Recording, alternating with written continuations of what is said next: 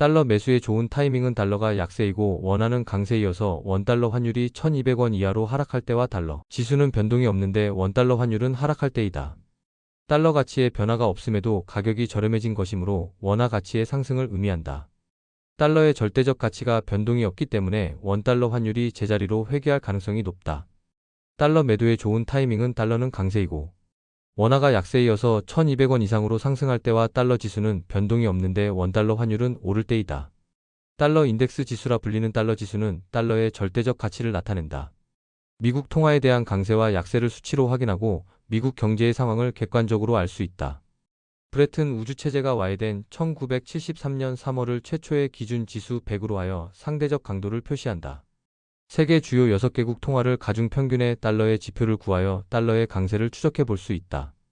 유로가 57.6%, 일본 엔화는 13.6%, 영국 파운드화는 11.9%, 캐나다 달러는 9.1%, 스웨덴 크로나는 4.2%, 스위스 프랑은 3.6%이다.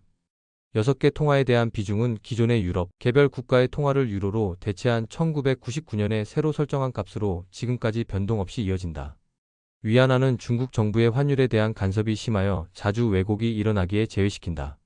일반적으로 달러 지수가 100을 넘으면 달러가 평가절상되어 강세라는 의미이고 100 이하이면 달러가 평가절하되어 약세가 된다.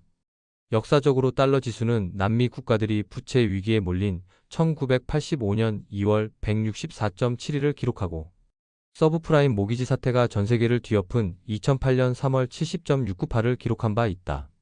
달러 지수가 70.698이면 달러 가치가 29.302% 하락했다는 의미이다. 2024년 4월 기준 달러 지수가 104.12이므로 1973년 3월보다 달러가 1.0412배 강해졌다는 의미이다. 미국 경제가 좋으면 달러 가치가 오르고 그에 따라 달러 지수도 오른다. 물론 통화도 수요와 공급에 따라 결정되기 때문에 미국이 국채 발행을 많이 하고 다른 국가가 국채를 매수하는 경우 달러 지수는 하락하기도 한다. 달러 지수가 상승하면 달러 가치의 상승으로 원달러 환율이 상승하고 달러 지수가 하락하면 단순히 원달러 가치의 하락으로 달러 환율이 하락하는 경우가 많다. 52주의 평균 환율, 달러 지수와 달러 갭 비율을 근거로 적정 환율을 계산하기도 하지만 달러의 절대적 가치인 달러 지수가 상승할지 하락할지는 지켜봐야 한다. 오류성과 재규성의 피드백 메커니즘을 바탕으로 자신만의 달러 데이터를 만들어 달러 투자에 다가선다.